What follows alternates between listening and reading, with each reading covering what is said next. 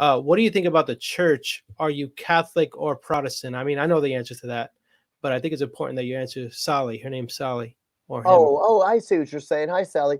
I am Protestant, and I do my podcast, well, and my music, I should say. I am singing from a what I would think a presupposition that people understand that my theology is Protestant. All right, but I will say this. Interestingly enough, I have met a lot of Cooper Stuff fans. That's my podcast, Cooper Stuff.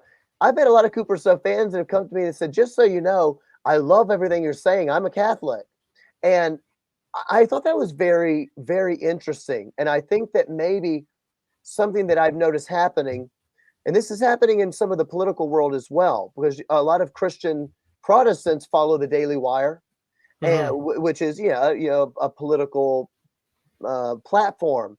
But the Daily Wire has got Michael Knowles, who is Catholic, but Michael Knowles says so much that I agree with.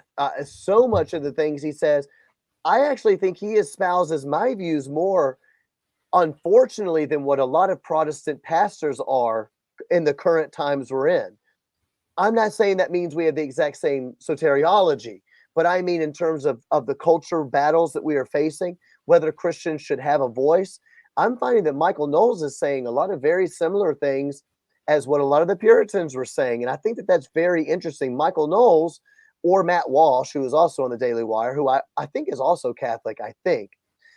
I find them to be clearer on issues like sexual morality. They're more clearly pro-life.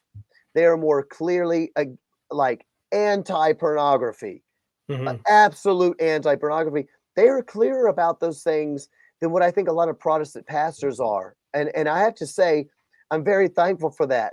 So that has actually driven me, this is a long answer, to go back and read some Catholic philosophers, because the truth is I haven't really read many Catholic philosophers.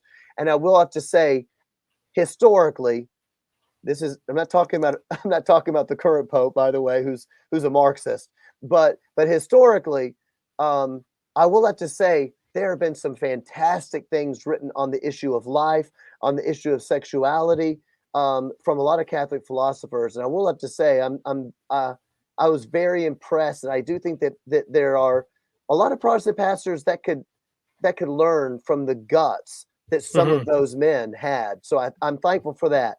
Yet I am absolutely Protestant in my soteriology and all those things.